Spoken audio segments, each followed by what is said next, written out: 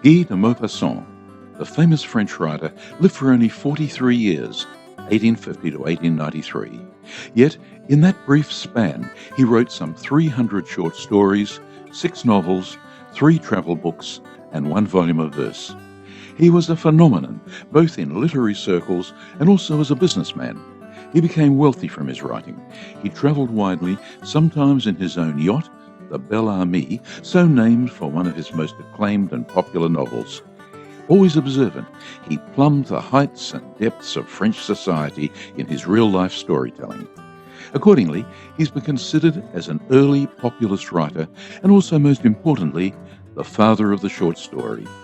Today's story, for instance, is about a poor country couple who give up their home and living to wander France in search of their only son, stolen at the age of 5 years by evil circus performers. The story is called The Dispenser of Holy Water. They lived formerly in a little house beside the high road outside the village. He had set up in business as a wheelwright after marrying the daughter of a farmer of the neighbourhood. And as they were both industrious, they managed to save up a nice little fortune. But they had no children, and this caused them great sorrow. Finally, a son was born whom they named Yawn. They both loved and petted him, enfolding him with their affection, and were unwilling to let him out of their sight. When he was 5 years old, a circus passed through the country and set up a tent in the town hall square. John, who had seen them pass by, made his escape from the house, and after his father had made a long search for him, he found him among the learned goats and tricked dogs, uttering shouts of laughter and sitting on the knees of an old clown. 3 days later, just as they were sitting down to dinner, the wheelwright and his wife noticed that their son was not in the house. They looked for him in the garden, and as they didn't find him, his father went out into the road and shouted at the top of his voice, "Jean!" Night came on. A brown vapour arose, making distant objects look still farther away, and giving them a dismal, weird appearance. 3 tall pines, close at hand, seemed to be weeping. Still there was no reply, but the air appeared to be full of indistinct sighing. The father listened for some time, thinking he heard a sound first in one direction, then in another, and almost beside himself, he ran out into the night, calling incessantly, "Jean! Jean!" He ran along thus until daybreak, filling the darkness with his shouts, terrifying stray animals, torn by a terrible anguish, and fearing that he was losing his mind. His wife, seated on the stone step of their home, sobbed until morning. They didn't find their son. They both aged rapidly in their inconsolable sorrow. Finally, they sold their house and set out to search together.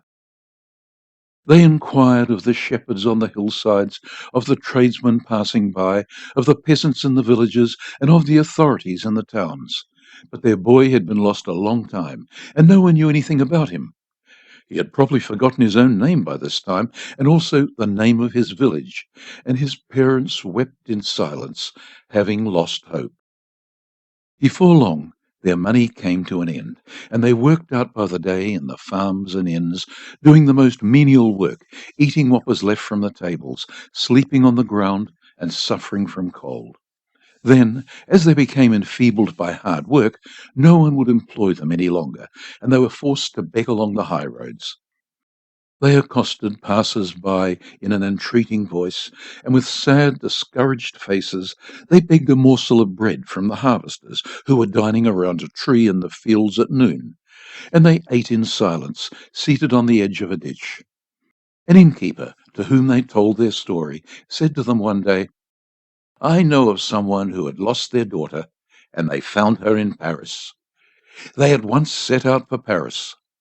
When they entered the great city, they were bewildered by its size and by the crowds that they saw. But they knew that Jean must be in the midst of all these people, though they didn't know how to set about looking for him. Then they feared that they might not recognize him, for he was only 5 years old when they last saw him. They visited every place, went through all the streets, stopping whenever they saw a group of people, hoping for some providential meeting, some extraordinary luck, some compassionate fate. They frequently walked haphazardly straight ahead, leaning one against the other, looking so sad and poverty-stricken that people would give them alms without their asking. They spent every Sunday at the doors of the churches, watching the crowds entering and leaving, trying to distinguish among the faces one that might be familiar. Several times they thought they recognized him, but always found they had made a mistake. In the vestibule of one of the churches which they visited the most frequently, there was an old dispenser of holy water who had become their friend. He also had a very sad history, and their sympathy for him had established a bond of close friendship between them. It ended by them all three living together in a poor lodging on the top floor of a large house situated at some distance, quite on the outskirts of the city. And the wheelwright would sometimes take his new friend's place at the church when the latter was ill. Winter came, a very severe winter. The poor holy water sprinkler died, and the parish priest appointed the wheelwright, whose misfortunes had come to his knowledge, to replace him. He went every morning and sat in the same place, on the same chair, wearing away the old stone pillar by continually leaning against it. He would gaze steadily at every man who entered the church, and look forward to Sunday with as much impatience as a schoolboy, for on that day the church was filled with people from morning till night. He became very old, growing weaker each day from the dampness of the church, and his hope oozed away gradually. He now knew by sight all the people who came to the services. He knew their hours, their manners, could distinguish their step on the stone pavement. His interests had become so contracted that the entrance of a stranger in the church was for him a great event. One day, two ladies came in. One was old, the other young, a mother and daughter probably. Behind them came a man who was following them. He bowed to them as they came out, and after offering them some holy water, he took the arm of the elder lady. That must be the fiancée of the younger one, thought the wheelwright, and until evening he kept trying to recall where he had formerly seen a young man who resembled this one. But the one he was thinking of must be an old man by this time, for it seemed as if he had known him down home in his youth.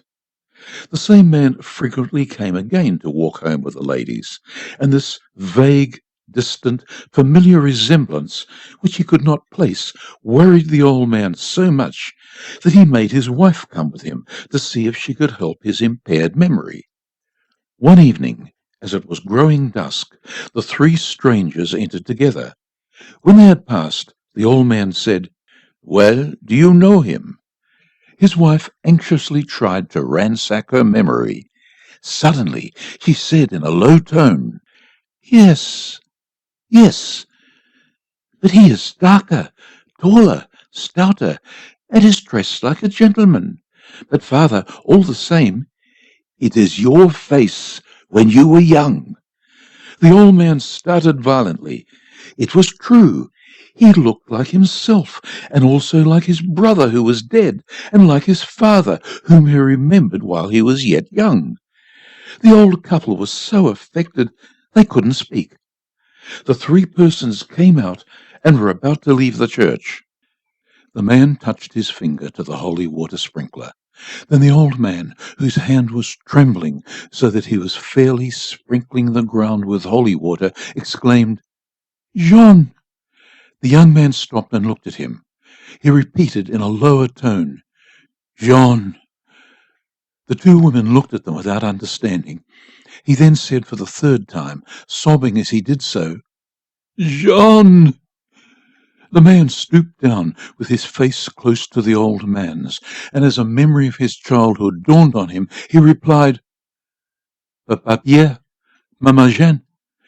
He had forgotten everything, his father's surname and the name of his native place, but he always remembered those two words that he had so often repeated, "Papa Pierre, Maman Jeanne." He sank to the floor, his face on the old man's knees, and he wept, kissing now his father and then his mother, while they were almost breathless from intense joy. The two ladies also wept, understanding as they did that some great happiness had come to pass. Then they all went to the young man's house, and he told them his history. The circus people had carried him off. For 3 years he travelled with them in various countries. Then the troupe disbanded, and one day an old lady in a chateau had paid to have him stay with her because she liked his appearance. As he was intelligent, he was sent to school, then to college, and the old lady, having no children, had left him all her money. He, for his part, had tried to find his parents, but as he could remember only the two names, Papa Pierre, Mama Jeanne, he had been unable to do so. Now he was about to be married, and he introduced his fiancée, who was a beautiful young woman. When the two old people had told their story in their turn, he kissed them once more. They sat up very late that night, not daring to retire, lest the happiness they had so long sought should escape them again while they were asleep. But misfortune had lost its hold on them, and they were happy for the rest of their lives. I hope you enjoyed The Dispenser of Holy Water. God willing, I'll be back again next week, same time, same station, 4RPH Brisbane, with another short story of quality. By the way, there's about 100 of my earlier 4RPH stories on YouTube, Tim Dodsworth, if you want to do some catching up. Au revoir for now.